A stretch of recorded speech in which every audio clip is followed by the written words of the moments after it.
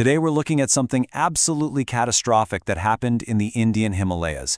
It's a terrifying story of how the forces of nature were unleashed on a mountain community in just a matter of minutes. So let's get into what happened. Just try to picture this for a second. You look up, and it's not just rain falling. It's like a whole river is coming down from the clouds. That's really the only way to describe the horror that unfolded in the Uttarkashi district. It's an image that just perfectly captures the sheer, overwhelming power of a cloudburst. So let's lock in on the date, August 5th, 2025. For everyone living in the Ganga River Valley, this was a day that would be burned into their memory by tragedy. The day the sky itself just seemed to collapse. So what exactly went down? A really powerful cloudburst, which is just an extreme form of rainfall.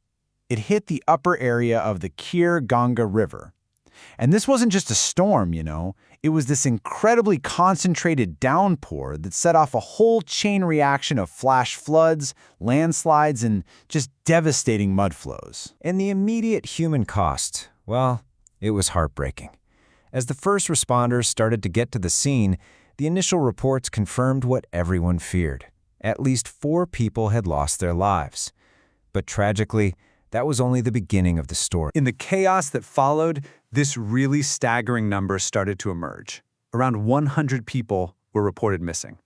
We're talking about local residents, tourists, and even 11 army personnel from a camp nearby, all of them just caught in the flood's brutal path. The speed of it all is just almost impossible to comprehend. In one village, Dartali, the floodwaters just ripped through the valley, and in a matter of minutes, literally minutes, entire homes, hotels, vehicles, they were just washed away, erased from the landscape like they were never even there. Which brings us to the big question, right? How can something so destructive happen so unbelievably quickly? Let's break down the science of what a cloudburst actually is. The Indian Meteorological Department has a very specific definition for this. You're talking about more than 100 millimeters of rain, that's almost 4 inches, dumped in less than an hour, and all of it concentrated over a tiny area. That is a massive amount of water in a ridiculously short time. And this whole process is especially dramatic in the mountains. So first, you've got all this moist air, and it gets shoved up the steep Himalayan slopes really, really fast. As that air shoots up, it cools down and forms these massive, dense cumulonimbus clouds. But these clouds, they just can't hold all that moisture, and they suddenly let go of their entire payload all at once. The result is just a torrent of rain, often with hail and thunder thrown in. Okay, so understanding the science is one thing, but it's the unique geography of the Himalayas that really turns a weather event into a full-blown catastrophe. So why is this region so incredibly vulnerable? Well, the problem really has 2 sides to it. On one hand, you've got the natural stuff. The Himalayas are geologically young.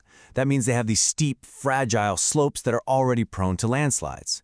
But on the other hand, you have us, human activity, making everything worse. Climate change, all this unplanned development, deforestation, it's all turning a bad situation into a disaster. And here's what experts are really emphasizing. This wasn't some random, one-off event. Nope, it's part of a really dangerous trend. These cloudbursts, they're being fueled by a warming climate and human activity, and they're becoming more frequent and way more intense, especially during monsoon season, when the ground is already soaked. So when you're facing that kind of devastation, the response on the ground has to be massive and it has to be immediate. Let's take a look at the rescue efforts and what a disaster like this means for the future of the whole region. A huge multi-agency effort just launched right away.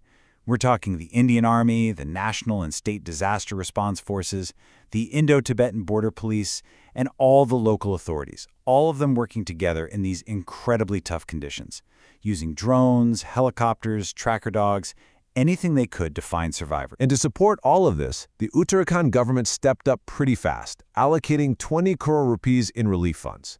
Now that's about $2.4 million US. And that money is absolutely critical for shelter, for food, and just for starting the long, painful process of rebuilding. All right, so with all these facts in mind, the date, the cause, that devastating human cost, what are the really important lessons we have to learn from a tragedy like this? The first big takeaway is this. Cloudbursts are super focused events. They might be small in area, but their power is just immense. And that makes communities in these steep mountain areas exceptionally vulnerable. Second, and this is so important, preventing future tragedies isn't just about getting better at rescues, it's about mitigation. That means we need better early warning systems, we need to enforce smarter land use plans, and we need to promote construction that can actually stand up to this kind of extreme weather. And finally, the third and most critical takeaway. We just can't ignore the bigger picture here. Climate change is what we call a threat multiplier. It's making these extreme weather events more intense and more frequent. And that means adapting to this new reality, it's not an option anymore. It's an urgent, absolute necessity. And all of this leaves us with one final, really sobering question. The science is clear that these events are going to keep happening. So the real question for all of us is this. As our climate continues to change, how do we build a world that can actually protect its most vulnerable communities from the next river that falls from the sky?